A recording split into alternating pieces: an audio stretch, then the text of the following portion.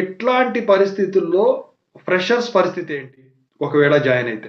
అసలు రూల్ ప్రకారం వచ్చేసరికి వర్క్ ఏదైనా గానివ్వండి, రోజుకు 8 గంటలు వీలైతే ఇంకొక గంట. అసలు ఆ గంట కూడా 9 గంటలు కూడా ఉండదు నాకు తెలిసి. ఎడ్యుకేషన్‌లో చూసుకున్నా గూడా మీరు 7 అవర్సే ఎడ్యుకేషన్ ఉంటది. మార్నింగ్ 9 టు ఈవినింగ్ 4 వరకే ఉంటుంది.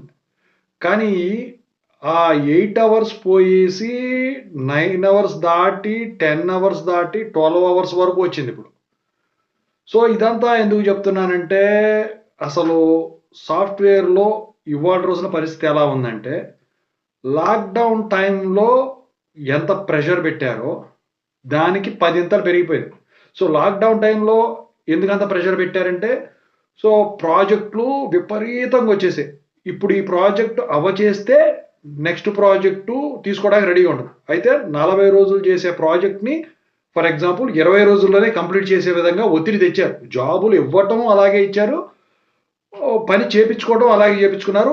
పనంతా అయిపోయి లాక్‌డౌన్ అంతా క్లోజ్ అయ్యాక తీసేసి వాడుకున్న తర్వాత పంపించేయటం వాళ్ళంతట వాళ్ళు పంపించేయటం కూడా చేయటం అయితే చేశారు.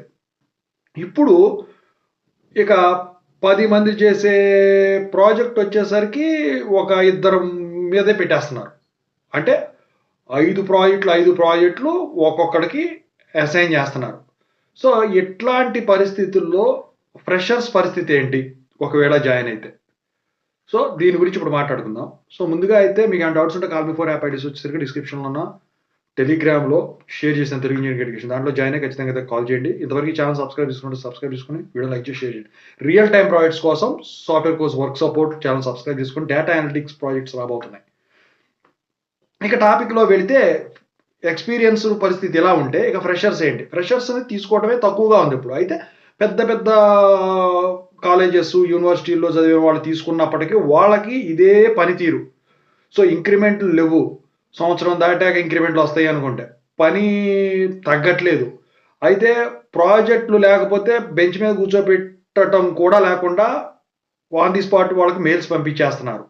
సో, ఇట్లాంటి పరిస్థితుల్లో ఫ్రెష్‌గా జాయిన్ అయ్యే వాళ్ళు గానివ్వండి, లేకపోతే ఒత్తిడి ఎక్కువైపోయి ఎక్స్‌పీరియన్స్ వచ్చి 1 ఇయర్, 2 ఇయర్స్ ఈ ఎక్స్‌పీరియన్స్ వచ్చిన వాళ్ళు గానివ్వండి, దండం పెట్టేస్తున్నారు సాఫ్ట్‌వేర్‌కి.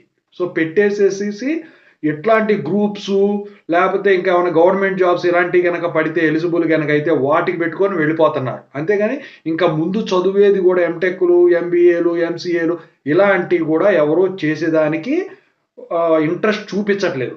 అంత దారుణంగా ఉంది. మరో పక్కొచ్చేసరికి ఏదో బ్యాక్ డోర్ ద్వారా జాబులొచ్చేస్తున్నాయి. మనం చేసేస్తున్నాం అనుకుంటున్నారు. అయితే ఈ బ్యాక్ డోర్ ద్వారా వచ్చేసరికి ఏంటంటే ఎక్స్‌పీరియన్స్ పెట్టుకున్న వాళ్ళ కష్టాలు ఒక రకంగా ఉంటే ఫ్రెషర్ పెట్టుకునేవాడు ఒక రకంగా.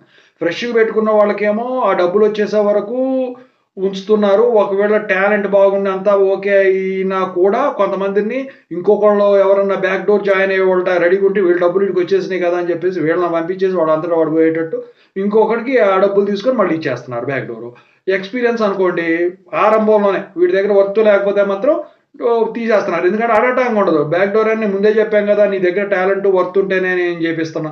ఇది చేసేదేలే అని చెప్పేసి. అయితే ఇక్కడేంటంటే మీరు గమనించాల్సిన 2 ఒకటేంటంటే కంపెనీ ఆహ్, ఈ మనీ ఏదైతే ఉందో సాలరీస్ తగ్గించుకోవడానికి వచ్చేసరికి వాళ్ళంతట వాళ్ళు పోయేటట్టు చేస్తే అది వేరే విషయం. కాకపోతే ఇక్కడేంటంటే ఈ బ్యాక్ డోర్స్ ద్వారా వచ్చే వాళ్ళ కోసం ఉన్న వాళ్ళను గూడా ఎవరైతే కొంచెం ఇప్పుడు టాప్ 10 ఉందనుకోండి. టాప్ 2 మెంబర్స్‌ని అదే ఉంచేసేసి మిగతా వాళ్ళనొచ్చేసరికి వన్ బై వన్ పంపించేస్తే ఆ ప్లేస్‌లో ఒక్కోడికి 2,00,000 లెక్కొచ్చినా 8 మందికి 16,00,000 వస్తాయి. సో, ఇలా తయారైపోయిందనమాట సాఫ్ట్‌వేర్ జీవితం అనేది. ఓకేనా? సో, దాన్ని బట్టి మీరు డిసైడ్ జేసుకోండి. Back Dora?